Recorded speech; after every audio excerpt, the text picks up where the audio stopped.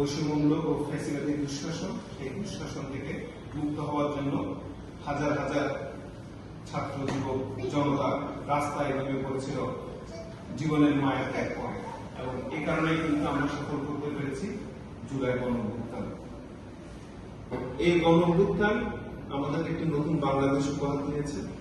এই গণঅভ্যুত্থানের মধ্য দিয়ে আমরা জাতীয় ঐক্যকে আরো সংহত করব।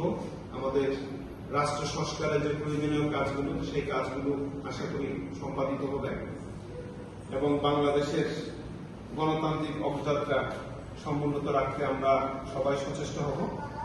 আপনাদেরকে আহ্বান জানাবো সেই অবস্থান থেকে এই অগ্রযাত্রায় সামিল হবেন। ধন্যবাদ।